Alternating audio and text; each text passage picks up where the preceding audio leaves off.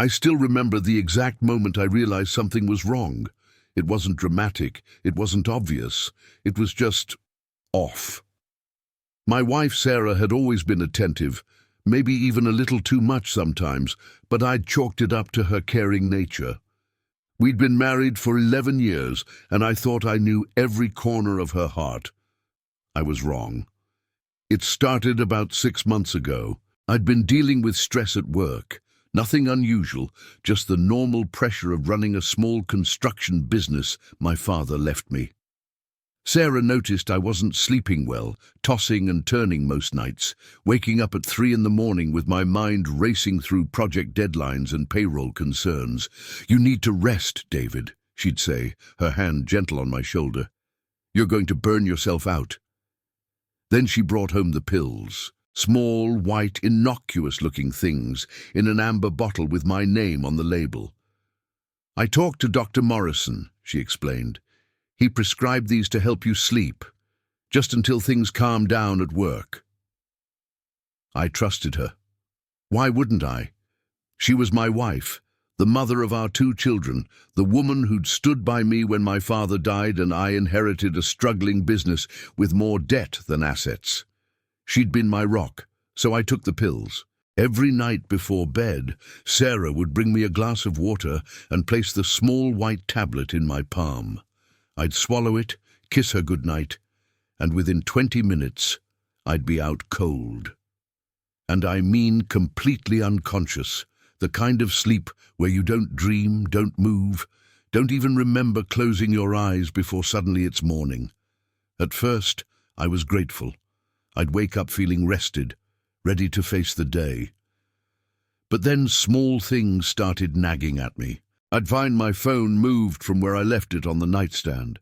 The living room light would be on in the morning, when I was certain we'd turned everything off. Once, I could have sworn my truck had less gas than it should have, though Sarah insisted I was just forgetting the errands I'd run. "You're working too hard," she'd say, kissing my forehead. "Your mind's playing tricks on you." Maybe she was right. Maybe I was just paranoid. But the feeling wouldn't go away, that creeping sensation that something wasn't adding up. The breaking point came on a Tuesday night, 3 weeks ago.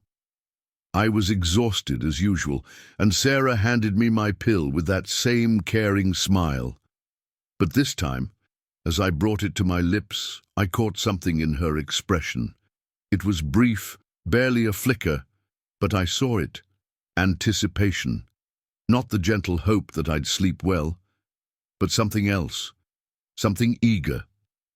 I placed the pill on my tongue, took a sip of water, and made the swallowing motion.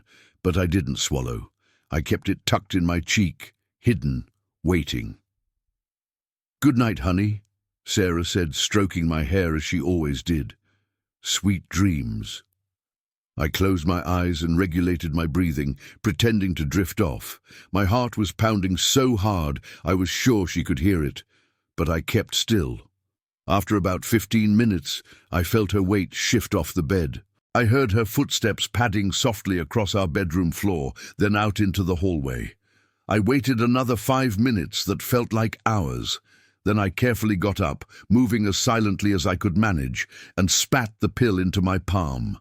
I stared at it for a moment, this small white thing that had been controlling my nights for months, then wrapped it in tissue and hid it in my dresser drawer. The house was dark, except for a dim light coming from downstairs. I crept to the top of the staircase and peered down. Sarah was in the kitchen, her back to me, and she was on her phone. Her voice was low, barely above a whisper, but in the silent house I could make out fragments. "He's out, yes, like always. I know, just a few more weeks."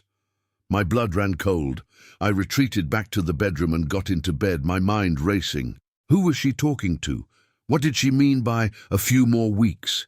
And why did she need me unconscious? I couldn't sleep that night. Real sleep, I mean. I lay there in the dark, listening to every sound, questioning everything I thought I knew about my life. When Sarah finally came back to bed around 2 in the morning, I kept my breathing steady and deep, maintaining the illusion. The next night, she gave me another pill. And again, I pretended to take it. Again, I stayed awake. This time, she waited only 10 minutes before leaving. I heard our bedroom door close, then the faint sound of her footsteps heading not downstairs, but to my home office at the end of the hall. The office where I kept all my business files, my father's old documents, the deed to our house. I waited in the darkness, my mouth dry, my hands clenched into fists beneath the covers. 20 minutes passed. 30. When she finally returned and slipped back into bed beside me, I had to fight every instinct not to confront her right then and there. But something told me I needed to know more.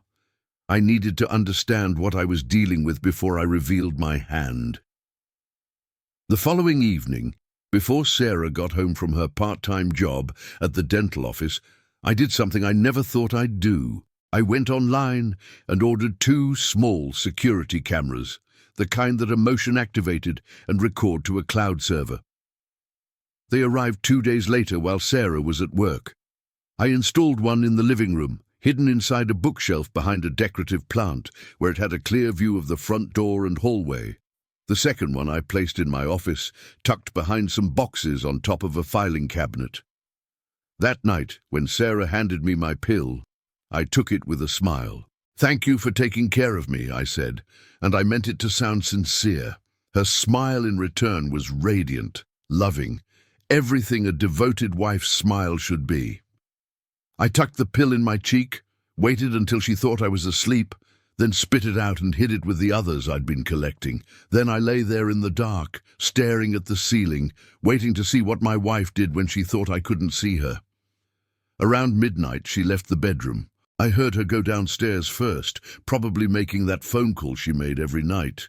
Then, about 20 minutes later, her footsteps came back up. But they didn't return to our room. I grabbed my phone and opened the security camera app with trembling hands. The feed from my office came up, and there she was, Sarah, my wife of 11 years, sitting at my desk, going through my files. She wasn't frantic or careless. She was methodical, photographing documents with her phone, checking folders, replacing everything exactly as she'd found it. She knew what she was looking for. I watched for 15 minutes as she worked through my filing cabinet, documenting everything: bank statements, property deeds, the life insurance policy I'd taken out when our kids were born, my father's will, business contracts. When she finally finished and left the office, I switched to the living room camera. She went straight to the front door, checked the lock, then stood there for a moment, her phone in her hand. She typed something, waited, then typed again. Whatever response she got made her smile. Not the warm smile she gave me, but something colder, more satisfied. Then she went back upstairs and climbed into bed beside me, the woman I'd pledged my life to, carrying secrets I was only beginning to uncover. I didn't sleep at all that night. I just lay there, feeling her warmth next to me, and wondered who I'd really married. The next morning, I went through the motions like an actor playing a role. I kissed Sarah goodbye before heading to work, complimented the breakfast she'd made, asked about her day, everything normal, everything a lie. At the office, I couldn't focus. My foreman, Tommy, noticed immediately. "Boss, you all right? You've been staring at that same invoice for 20 minutes. I looked up at him, this man who'd worked for my father for 15 years before I took over. Tommy was solid, loyal, the kind of guy you could trust with your life. And right then, I needed someone I could trust. "Tommy, close the door." He did, concern creasing his weathered face. "What's going on?" I told him everything. The pills, the late-night activities, the cameras, what I'd seen. As I spoke, his expression shifted from concern to anger to something darker. "Jesus, David," he said when I finished. "What are you going to do?" "I don't know yet. I need to understand what she's planning before I confront her, but I need help. I need to know who she's talking to on those calls." Tommy was quiet for a moment, then pulled out his phone.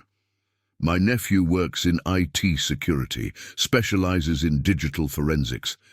If anyone can figure out who your wife's been in contact with, it's him. Discreetly. I can't ask you to. You're not asking. I'm offering. Your dad gave me a job when nobody else would, after my drinking problem.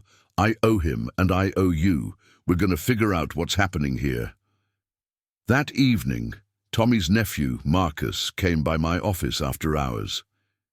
He was young, maybe 25, with the intense focus of someone who lived more in the digital world than the physical one. Your foreman explained the situation, Marcus said, setting up his laptop. I'll need access to your home Wi-Fi network and any devices your wife uses. She has a laptop she keeps in the kitchen, uses it for recipes and online shopping, or so she says. Perfect. Do you know her passwords? I rattled off the passwords I knew. We'd always been open about that kind of thing. Another detail that now felt like naivete. Marcus worked quickly, his fingers flying across the keyboard. I'm going to install a monitoring program remotely. It'll track her calls, texts, emails, browsing history, everything. But you need to understand, this is legally gray area. If this goes to court, some of this might not be admissible. I don't care about court right now. I care about the truth. He nodded. Give me 24 hours. That night, I pretended to take my pill again. Sarah had no idea that I'd been awake for the past 4 nights, running on nothing but coffee and the sick anxiety churning in my gut. But I was getting good at the performance. The slow blink, the heavy breathing, the complete stillness. She waited her usual 15 minutes, then left. I watched her on the cameras again, following the same routine. Phone call downstairs, trip to my office, more photographing of documents. But this time she did something new.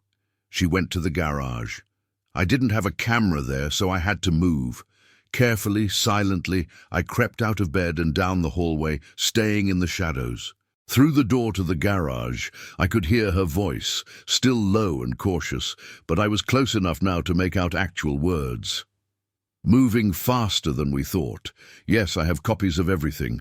The business records show significant debt. But the property value alone is worth it. He signed the new insurance policy last month, doubled the amount. No, he has no idea. My heart stopped. New insurance policy. I hadn't signed anything. She continued. His signature wasn't hard to forge. I've been signing his name on business documents for years. He never checks. Once this is done, you and I can finally be together. I know. I love you too. I love you too. Those words that should have been mine, said to someone else, in my own garage, while she thought I was drugged unconscious upstairs. I retreated before she could finish her call, getting back into bed just in time. When she slipped under the covers minutes later, I had to clench my jaw to keep from shaking with rage. The next day, Marcus called me. You need to see this. Can you come by? I told Sarah I had a client meeting and drove to Marcus's apartment. He had everything laid out on 3 monitors, a digital map of my wife's betrayal. Her primary contact is a man named James Cartwright, Marcus said, pulling up a photo. 38 years old, divorced, works as a financial consultant. They've been in contact for approximately 14 months. 14 months, while I'd been working 16-hour days to save my business, to provide for our family. How deep does this go? I asked. Marcus pulled up text messages, emails, call logs. Deep. They met at a financial planning seminar she attended last year. The affair started shortly after. But it's not just an affair, David. Look at these. He showed me email exchanges where Sarah and James discussed my assets in detail. The value of my business, the equity in our home, my father's property in Montana that I'd inherited, and that life insurance policy, $2 million, with Sarah as the sole beneficiary. She's been feeding him information about your finances for months, Marcus explained, And look at this. She's been slowly transferring small amounts from your business account into a separate account James set up. Nothing large enough to trigger alerts, but it adds up. About 40,000 so far. She's embezzling from me. That's not even the worst part. Marcus pulled up another document. She filed for a loan in your name 3 weeks ago. Forged your signature. $300,000 using your business as collateral. The loan was approved. The money went into that same account. I felt like I'd been punched in the stomach. How is that legal? Don't they verify? She works at a dental office, but she's listed as your business manager on paper.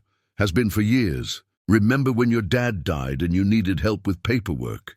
You gave her power of attorney for business matters. I did remember. I'd been drowning in grief and paperwork, and Sarah had offered to help. I'd signed whatever she put in front of me, grateful for her support. There's more, Marcus said quietly. Based on their messages, David, I think they're planning something. Soon. He showed me the messages. Sarah and James discussing timelines. The phrase, permanent solution, appeared multiple times. Discussions about making it look like an accident. References to my dangerous job in construction. They're going to kill me, I said, the words feeling unreal even as I spoke them. I think that's the plan. Get you to sign over more assets, max out the life insurance, then remove you from the equation. Make it look like a workplace accident, maybe. Collect the insurance money and disappear together. I sat there, staring at the evidence of my wife's plan to murder me for money. The woman who'd held my hand at my father's funeral, who'd given birth to our 2 children, who'd said, I love you every single day for 11 years. What do I do? I asked. Marcus leaned back. Legally? You go to the police right now, but... He hesitated. But what? But some of this evidence was obtained through methods that might be challenged in court. The monitoring software, the cameras installed without her knowledge in your shared home. A good lawyer might get it thrown out, and if they do, you're left with just your word against hers. She could claim you're paranoid, unstable, maybe even violent. Flip the whole narrative. So I'm supposed to just wait until they try to kill me? No, but you need to be smart about this. You need ironclad evidence that will hold up in court, and you need to protect yourself in the meantime. That night, I sat in my truck outside my own house for an hour before going inside. My children were in there. Emma, 9 years old, and Jacob, 7. They loved their mother. How could I tell them what she really was? When I finally walked in, Sarah greeted me with a warm hug and the smell of pot roast. Rough day? She asked. Yeah, I said. Really rough. Well, dinner's ready, and I picked up your prescription refill. You've been sleeping so much better with those pills. She smiled at me, and all I could see was the calculation behind her eyes. That night she handed me my pill as always. I pretended to swallow it as always. And I lay awake as always, watching the woman who planned to kill me sleep peacefully beside me.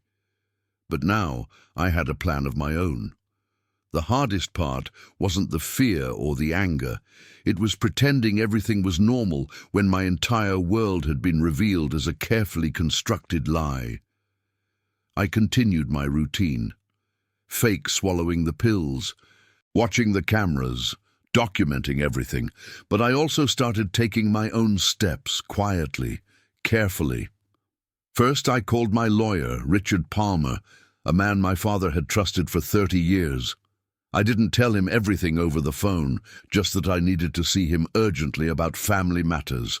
In his office, I laid out everything: the pills, the affair, the financial fraud, the messages about a permanent solution. Richard's face grew darker with each revelation. David, you need to go to the police today. With what? Evidence that might be inadmissible. Marcus said, Marcus is right to be cautious, but this is a credible threat to your life. At minimum, you need a protective order. And what happens to my kids when their mother gets arrested? What happens to them when they find out what she was planning? Richard was quiet for a moment. What do you want to do? I want enough evidence that she can't talk her way out of it. I want her caught in the act on record with witnesses. I want my children protected from the fallout, and I want to understand why. My voice cracked on that last word. I need to know why she would do this. Richard nodded slowly. All right, but we do this carefully. First thing, we need to protect your assets. I'll file paperwork to remove her power of attorney.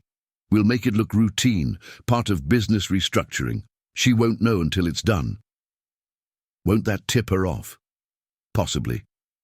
Which means we need to move fast on everything else. Over the next 3 days, Richard worked behind the scenes. He contacted the bank about the fraudulent loan, flagged the forged insurance policy, and began the process of separating my business assets from anything Sarah could access. He also quietly reached out to a contact in the district attorney's office, laying groundwork.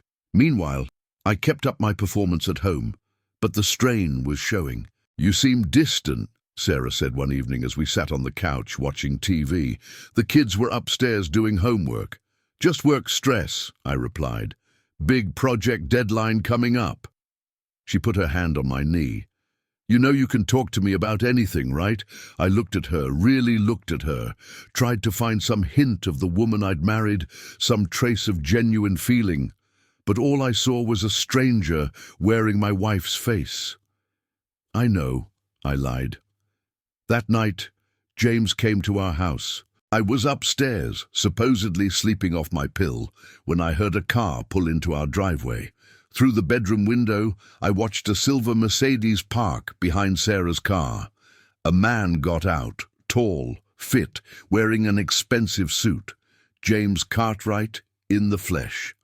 Sarah met him at the door. Even from upstairs, I could see the way she lit up when she saw him, the way she'd used to look at me a lifetime ago. I pulled up the living room camera feed on my phone.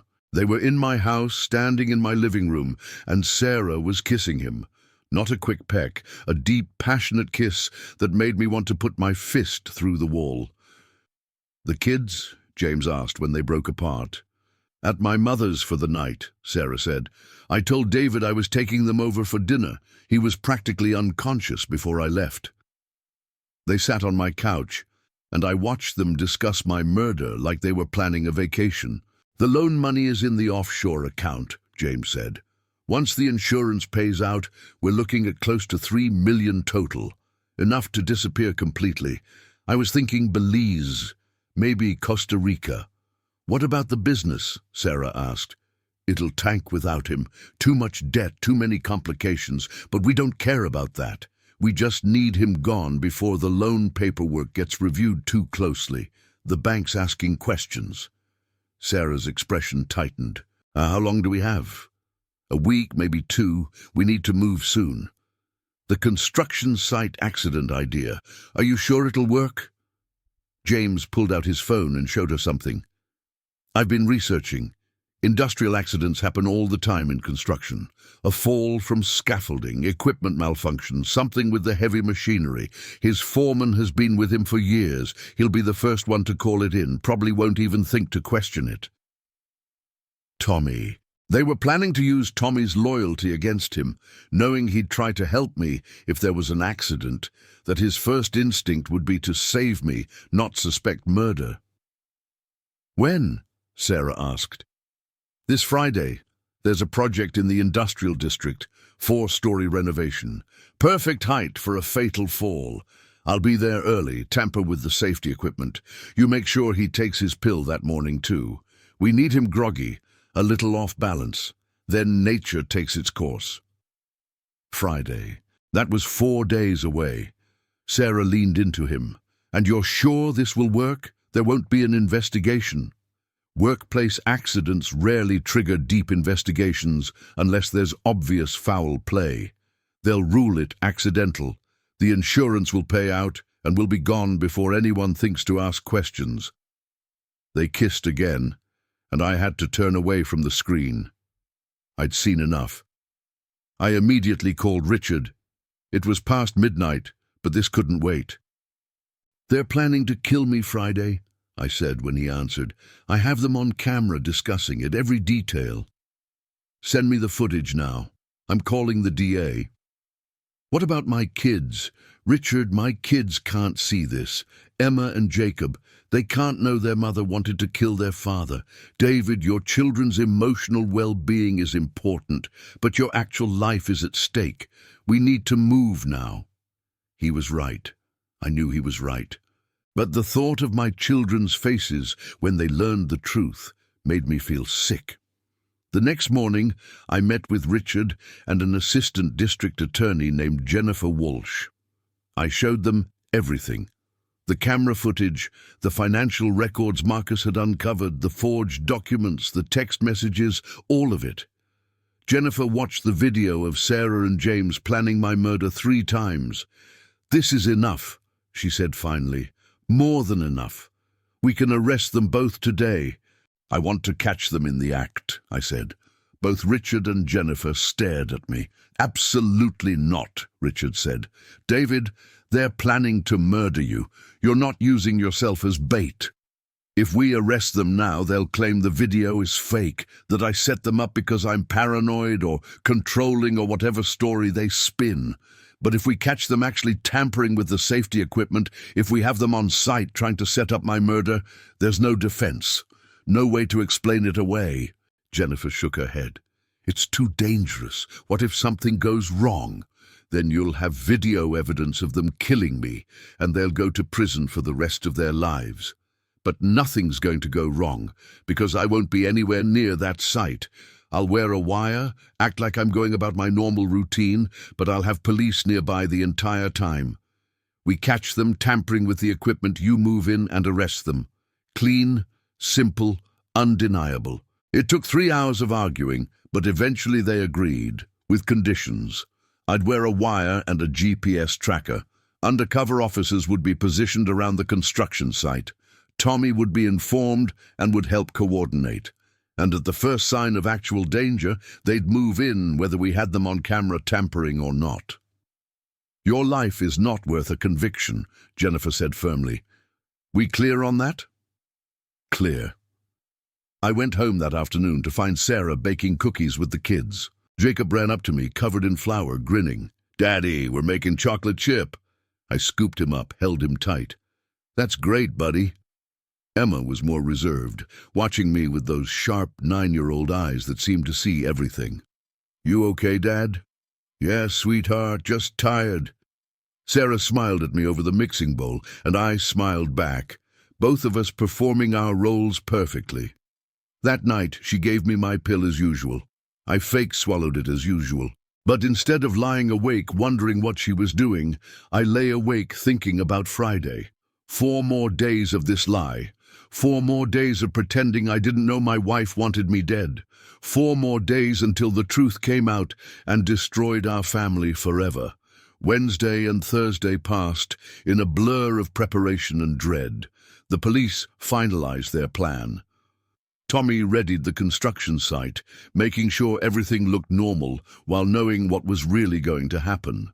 Richard prepared emergency custody paperwork for the kids, and I kept taking my fake pills, kept watching my wife move through our home like nothing was wrong, kept kissing my children goodnight and wondering how their lives were about to change. Thursday night, Sarah was especially affectionate. "I love you," she said as we got ready for bed. "You know that, right?" I looked at her reflection in the bathroom mirror. "Of course. I love you too." The words tasted like poison. She wrapped her arms around me from behind. "These past few years haven't been easy with the business struggles and all the stress, but we've made it through together. We're a team." A team. The woman planning to murder me in less than 12 hours was talking about teamwork. "We are," I said, turning to face her. I needed to ask something that had been eating at me. "Sarah, do you ever regret marrying me?" Something flickered in her eyes. Surprise, maybe, or guilt. "Why would you ask that?" "I don't know. Sometimes I worry I'm not enough, that you deserve better." She touched my face and her hand felt cold. "David, you're everything I need. Everything." Another lie in a relationship built on lies. That night, after the fake pill, after she thought I was unconscious, I heard her on the phone one last time. "Tomorrow," she said, her voice barely a whisper.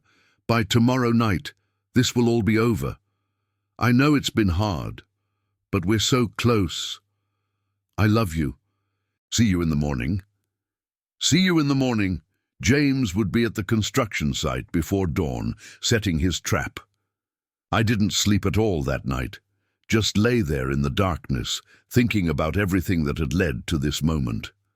I thought about my wedding day, about holding my newborn children, about 1,000 small moments that had felt real, but maybe never were. At 5:30 a.m., my alarm went off. I went through my morning routine on autopilot: shower, coffee, breakfast. Sarah made me eggs and toast, humming while she worked. "Big day?" she asked cheerfully. "Just another Friday," I said. "Should be home by 6. She kissed me goodbye at the door, and I could feel her watching me as I drove away. The construction site was in an industrial area, an old 4-story office building we were renovating. Tommy was already there, along with 2 of our crew who'd been told there was a safety inspection happening and to stay on the ground floor. The undercover officers were positioned in unmarked vans around the perimeter. I wore a wire under my work shirt and a GPS tracker in my boot. Jennifer Walsh was in a command vehicle 2 blocks away, monitoring everything. At 6:15 a.m., James's silver Mercedes pulled into the lot. "Target arriving," I heard through my earpiece. I was in the temporary office trailer, supposedly going over paperwork. Through the window, I watched James get out of his car and look around. He was wearing dark clothes and gloves, carrying a small bag. He headed straight for the scaffolding on the building's north side, the area where I usually did my morning site inspection. "He's moving toward the scaffolding," I said quietly, my voice being picked up by the wire. "Can you see him?" "We've got him," Jennifer's voice came through. "Stay where you are. Officers are moving into position." Through my window, I watched James climb the scaffolding to the 3rd floor. He took something from his bag, I couldn't see what, and began working on the safety rails. "He's tampering with the equipment," I reported. "3rd floor, north side scaffolding." "We see it. Stand by." I watched him for another 5 minutes. He was methodical, careful, loosening bolts on the safety rails and the planking that formed the scaffolding floor. Then he took out what looked like a small bottle and applied something to the metal. Oil, maybe, to make it slippery. He was creating a death trap. One wrong step, and the loosened planking would give way. The weakened safety rail wouldn't hold. A 4-story fall onto concrete. My murder, made to look like a workplace accident. "Got it all on camera," Jennifer said. "Moving in now. David, stay in the trailer." But James was already climbing down. As he reached the ground, he froze. He'd spotted one of the unmarked police vans. "He's running!" I shouted. James sprinted toward his car, but officers were already converging. He made it to the Mercedes, got the door open, but 2 officers tackled him before he could get inside. I ran out of the trailer as they cuffed him.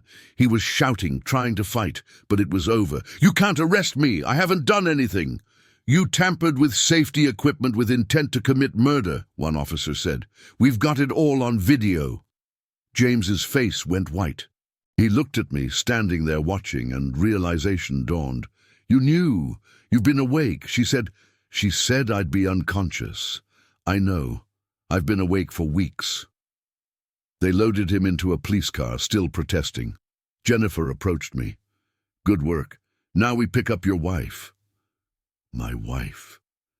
My stomach churned. "The kids. Already handled. Your mother-in-law is bringing them to a child psychologist we have on standby. They'll be cared for while we process Sarah." I nodded, unable to speak. "You should come with us," Jennifer said gently. "You'll want to be there."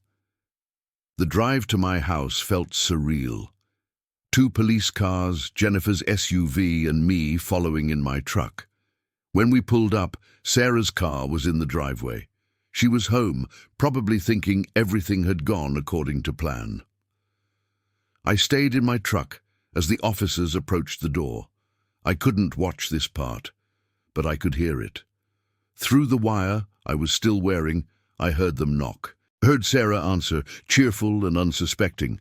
"Mrs. Harrison, I'm Detective Martinez. We need to speak with you about your husband." "David, is he okay? Did something happen?" The concern in her voice sounded so genuine. If I didn't know better, I'd have believed it. "May we come in?" There was a pause, then movement. Doors closing. Then Detective Martinez's voice again. "Mrs. Harrison, we have evidence that you and James Cartwright conspired to murder your husband. You're under arrest." Silence.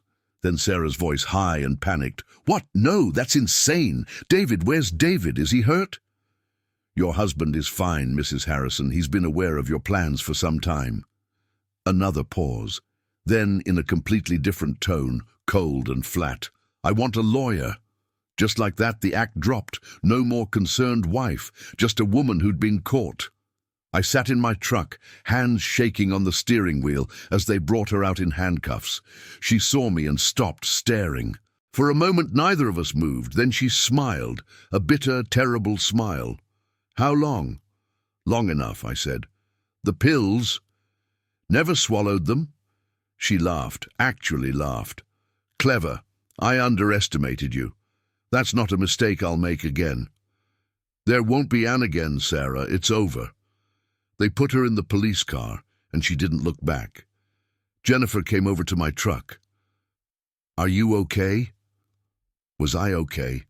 My wife had tried to murder me. My children would grow up knowing their mother was in prison. My life as I knew it was destroyed. "No," I said honestly, "but I'm alive." "You need to go see your kids. They're at the child psychologist's office downtown. Your mother-in-law is with them, but they need you." I drove to the office in a daze. In the waiting room, Emma and Jacob sat with their grandmother, who looked shell-shocked. When they saw me, both kids ran over. "Dad, Grandma said Mum had to go away for work. When is she coming back?" I knelt down, looking at their innocent faces, and tried to figure out how to explain the unexplainable. "Let's talk," I said, taking their hands. "There are some things I need to tell you." The next few months were the hardest of my life, harder even than when my father died. At least then the grief was simple, clean. This was complicated, messy, full of legal proceedings and therapy sessions, and moments when my children looked at me with questions I didn't know how to answer. Sarah and James were charged with conspiracy to commit murder, fraud, embezzlement, and a list of other crimes that would keep them in prison for decades. The trial was set for 6 months out, but their lawyers were already talking plea deals. The evidence was overwhelming. The hardest part was telling Emma and Jacob the truth. The child psychologist, Dr. Chen, helped me do it in stages. First, that their mother had made some very bad choices and would be going away for a long time. Then, gradually, more details as they could handle them. Emma, being older, understood more. She was angry, confused, grieving the mother she thought she had while trying to understand the reality of who Sarah actually was. "Did she ever love us?" Emma asked me one night, tears streaming down her face. "Were we just part of her plan too?" I held her while she cried. "I think she did love you in her own way. People are complicated, sweetheart. They can feel real love and still make terrible choices." I didn't know if that was true, but I needed to believe it for my children's sake. Jacob, being younger, struggled differently. He kept asking when Mom was coming home, kept making cards for her, kept setting a place for her at dinner.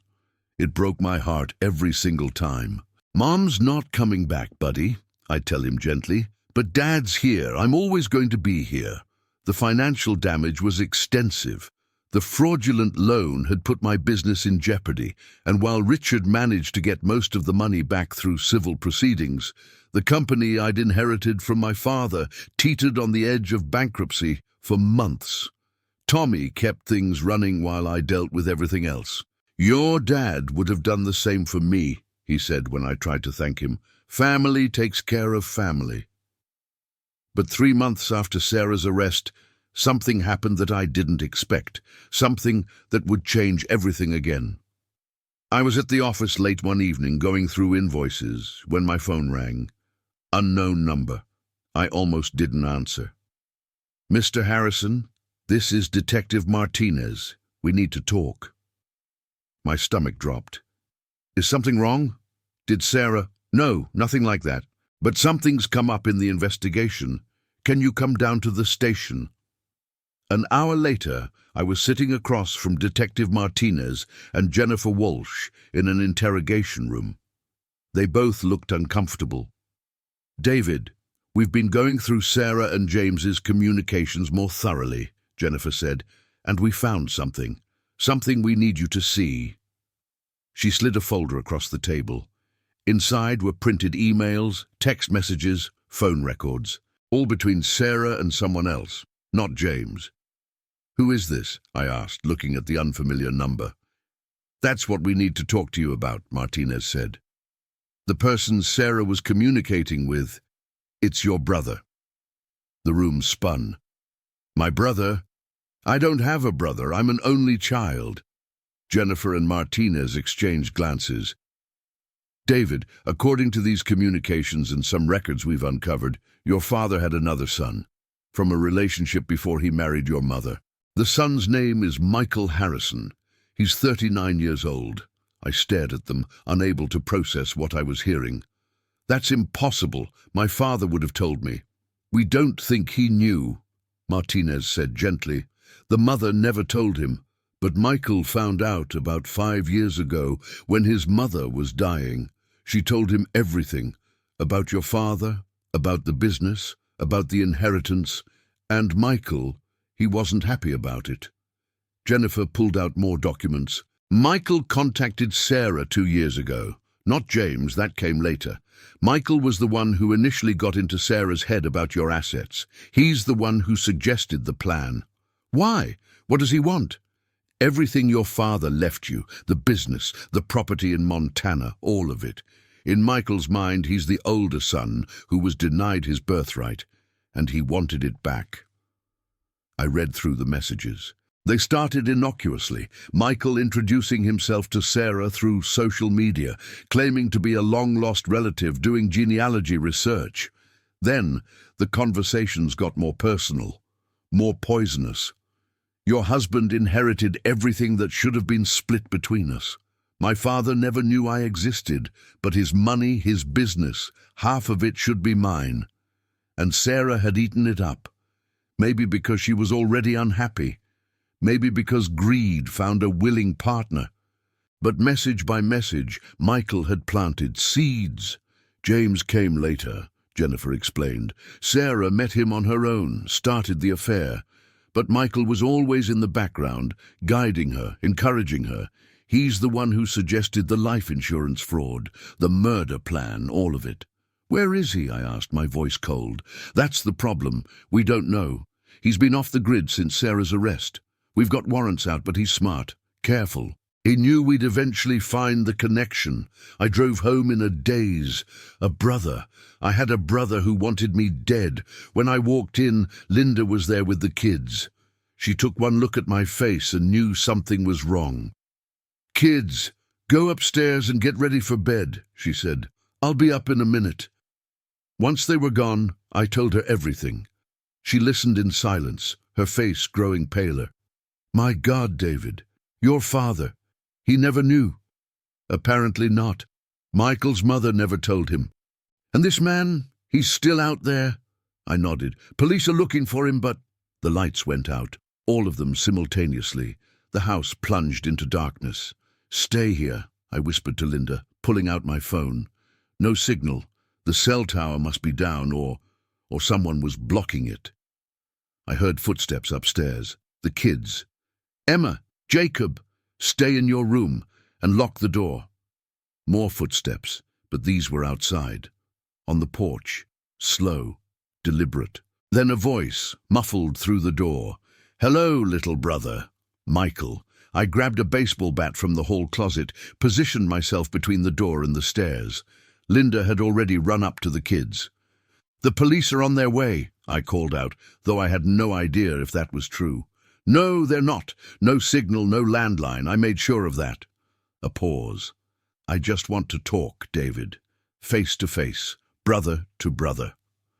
You tried to have me killed." "No, Sarah tried to have you killed. I just gave her the idea. There's a difference."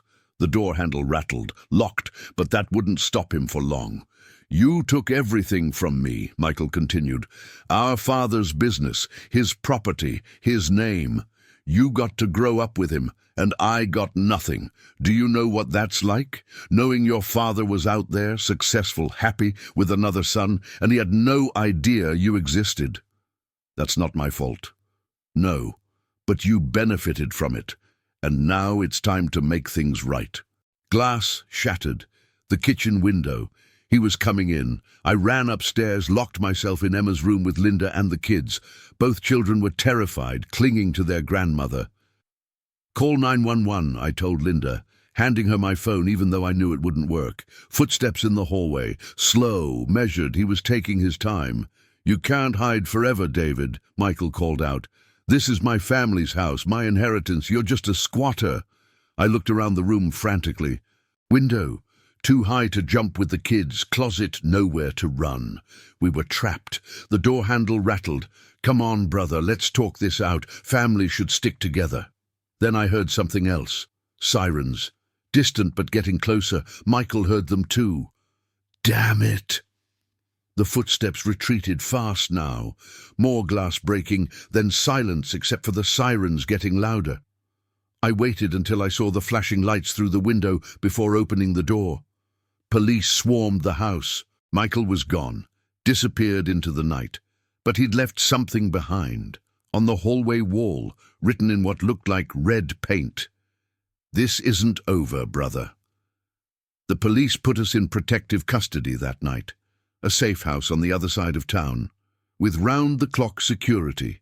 Emma and Jacob were terrified, and honestly, so was I. Detective Martinez sat with me while officers secured the location. "We underestimated him. We thought he'd run, not come after you directly. What does he want? If he kills me, he doesn't get the business. It goes to my kids. It's not about logic anymore, David. It's about revenge. In his mind, you're the symbol of everything he was denied. Your father's love, his inheritance, his identity. You're the proof that he never mattered." "How do we stop him?" Martinez looked at me grimly. "We find him before he finds you again." But finding Michael wasn't easy. He'd been planning this for years, had resources, connections, knew how to disappear. The man was a ghost. 3 days passed in the safe house. The kids missed school. I missed work. We were prisoners in our own lives because of someone I'd never even met. On the 4th day, Richard called. "David, I've been going through your father's old papers, looking for anything that might help us understand Michael. And I found something." "What?" "Letters, hidden in a safety deposit box your father kept. They're from Michael's mother, dated 30 years ago. She was trying to reach out to your father, to tell him about Michael. But the letters, they were never opened. They're still sealed." "How is that possible?"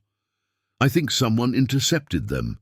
Maybe your mother, trying to protect her marriage. Maybe a secretary at your father's office. We don't know. But your father never saw them. He died, never knowing Michael existed. I thought about my father, about the man he was. If he'd known he had another son, he would have done something, would have reached out, provided for him, tried to build a relationship. My father was many things, but he wasn't the kind of man to abandon his child. Michael doesn't know this, does he? That my father never knew?" "I don't think so. I think he spent his whole life believing your father knew and chose not to acknowledge him." An idea formed. Can we get a message to him? Through the media, maybe? Tell him about the letters? It might work. If he sees proof that your father never knew, it might change things. Or it might make him angrier, Martinez said. He'd been listening on speakerphone. He might blame you even more, think your family deliberately kept him away.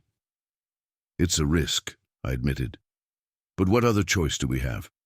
We can't live like this forever. That afternoon we held a press conference. Richard, Jennifer Walsh, and me, sitting at a table with reporters' cameras pointed at us. The letters were displayed behind us, sealed and untouched, after 3 decades. Michael Harrison, I said, looking directly into the cameras, if you're watching this, I need you to know something. Our father never knew about you. These letters prove it. Your mother tried to tell him, but he never saw them. He died not knowing he had another son. I held up one of the letters, my hand shaking slightly. You've spent your life hating a man who never rejected you, who never chose me over you. He just never knew, and I'm sorry. I'm sorry you grew up without a father. I'm sorry our father never had the chance to know you. But this isn't the way to make it right. The press conference aired on every local news channel. Online, it went viral. People shared it, commented on it, debated it. And somewhere out there, Michael was watching. 2 days later, I got a message. It came through an anonymous email account, but I knew it was him. Meet me alone, the Montana property, tomorrow at noon. Come alone or don't come at all. Martinez was against it. It's a trap. He'll kill you. Maybe, but I have to try. This ends one way or another. They wired me up again, just like before, but this time they kept their distance. Snipers positioned in the woods around my father's property. Undercover agents in place. Everyone ready to move if things went wrong. I drove to Montana alone, 6 hours through increasingly remote highways until I reached the land my father had loved. 200 acres of forest and meadow, with a small cabin where he'd go to think, to escape, to find peace. Michael was already there, sitting on the porch. In person, the resemblance to my father was startling. Same jawline, same eyes, same way of holding his shoulders. Looking at him was like looking at a ghost. You came, he said as I approached. You asked me to. We stood there, 2 brothers who'd never met, connected by blood and tragedy and a shared father neither of us really knew. I watched your press conference, Michael said finally. Saw the letters. It's true. He never knew. I spent 39 years hating him, hating you, building this whole narrative in my head about how I was rejected, abandoned, thrown away like I didn't matter. He laughed bitterly, and it was all a lie. He never even knew I existed.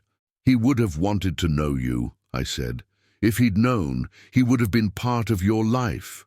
My father wasn't perfect, but he would never have abandoned his child. But someone did abandon me. Someone kept those letters from him. Someone decided I didn't deserve a father. And that person wronged both of you. But it wasn't me, Michael. I was a kid. I didn't know. And making me pay for someone else's choices won't bring him back. He was quiet for a long moment. I came here planning to kill you. I brought a gun. It's in my truck. I know the police are in the woods. They have rifles pointed at us right now. He nodded slowly. Figured. You're not stupid. He looked out at the land, the mountains in the distance. Is this place really as beautiful as Mom said it was? She'd been here? Once, with him, before she knew she was pregnant. She said it was the happiest day of her life. His voice cracked. She told me that story when she was dying. How much she loved him. How she tried to tell him about me, but the letters never got through. How she watched him from a distance sometimes, saw him with you, and wondered what might have been. I sat down on the porch steps, exhausted. What do we do now, Michael? Where do we go from here? I don't know. I destroyed your life, manipulated your wife, tried to have you killed. There's no coming back from that. No, there isn't. You'll go to prison for a long time. I know. He pulled an envelope from his pocket and handed it to me. Evidence, everything I did, everyone I worked with, names, accounts, plans, all of it. I'm turning myself in. I took the envelope surprised. Why? Because I'm tired, and because you were right. Our father never knew, which means I wasted my whole life on a lie. The least I can do is try to make what's left of it count for something. He stood up, hands raised as police emerged from the woods. They cuffed him, read him his rights, loaded him into a car. Before they drove away, he looked back at me. For what it's worth, I am sorry. About your kids, about everything. I know, I said, and somehow I did. 3 months later, Michael pleaded guilty to conspiracy, fraud, and attempted murder. He got 20 years. In his statement to the court, he talked about the letters, about the father he never knew, about the bitterness that had consumed him. The judge looked at him with something like pity. You let anger destroy not just your life, but the lives of innocent people. Children who will grow up traumatized, a family torn apart. And for what? A birthright that was never denied. Just unknown? Michael had no answer. I took the kids to visit my father's grave a few weeks after the sentencing. We brought flowers, sat in the grass, talked about him. Did Grandpa really not know about Michael? Emma asked. Really? He would have loved him if he'd known, just like he loved us. Do you think Michael will be okay? Jacob asked. In prison? I don't know, buddy. I hope so. But that's not our responsibility anymore. Emma was quiet for a moment. Dad, do you hate him? Michael? I thought about that question carefully. No, I'm angry at what he did. But I don't hate him. He's our family, even if the situation is complicated. And family is complicated sometimes. We sat there as the sun set, 3 survivors who'd been through hell and somehow come out the other side. 6 months after Michael's sentencing, I received a letter from him in prison. I almost didn't open it, but something made me. David, I know I have no right to ask anything of you, but I've been thinking about those letters, the ones our father never got, about all the time that was wasted, all the family that could have been. I don't expect forgiveness. I don't deserve it. But I wanted you to know that I'm getting help here, therapy, working through the anger that destroyed my life. And I wanted to say thank you for telling me the truth about the letters. It didn't excuse what I did, but it freed me from the lie I'd been living. That means something. Maybe one day, years from now, when I've served my time and tried to become a better person, we could talk again, as brothers. No expectations, just 2 men trying to understand the father they shared. Or maybe not. I'll understand either way. Take care of Emma and Jacob. They're good kids. Our father would have been proud of the man you are. Michael. I showed the letter to Emma. She was 13 now, mature beyond her years from everything we'd been through. Are you going to write back? She asked. I don't know yet. What do you think I should do? She considered it. I think people deserve a chance to change, but they also have to earn it. Maybe wait and see if he really means it. Smart kid, just like her grandfather. That night I sat in my father's old office, my office now, and looked at a photo of him on the wall. He was young in the picture, maybe 30, standing in front of the business he'd built from nothing. You never knew, I said to the photo. You had another son and you never knew. And that changed everything for so many people. But dwelling on what might have been wouldn't change anything. The past was fixed, immutable. All we could do was move forward. I pulled out a piece of paper and started writing. Michael, I got your letter. I'm not ready to forgive you yet. Maybe I never will be. What you did to my family, to our family, caused damage that will take years to heal. But I believe people can change. I believe in redemption, even when it seems impossible. So here's what I'm willing to do. I'll write to you once a month. Just updates, how the kids are doing, how the business is going, stories about Dad that you never got to hear. Not as friends, not yet, but as brothers trying to understand each other. And maybe someday, if you really do the work to become a better person, we can meet again. As family. The family Dad never knew he had. David. I sealed the letter, addressed it to the state prison, and set it on my desk to mail in the morning. Outside, Emma and Jacob were in the backyard, playing with the dog we'd adopted, a golden retriever they'd named Charlie after my father. I watched them through the window, these two resilient kids who'd survived so much. They were laughing, running, being children despite everything. My phone buzzed. A text from Tommy. Just landed the biggest contract in company history. Your old man would be losing his mind right now. I smiled. Life went on, the business grew, the kids healed, and slowly, painfully, we built something new from the ruins of what we'd lost. That night, after tucking the kids in, I stood in the doorway of Emma's room. "Dad," she said sleepily, "are we going to be okay?" "Yes, sweetheart, we're going to be okay. Promise. Promise." And I meant it. Not because the pain was gone or because everything was fixed, but because we'd survived. We'd faced betrayal, attempted murder, family secrets, and a brother who wanted us dead. And we'd made it through. That was worth something. That was worth everything. I closed her door gently and walked downstairs. In the kitchen, I made a cup of coffee and sat at the table where, a year ago, Sarah had handed me pills meant to keep me unconscious while she planned my death. But I was still here, still standing, still fighting, and tomorrow I'd wake up and do it all over again, because that's what survivors do. We keep going, we keep building, we keep loving even when love has hurt us. We keep living even when someone tried to take that away.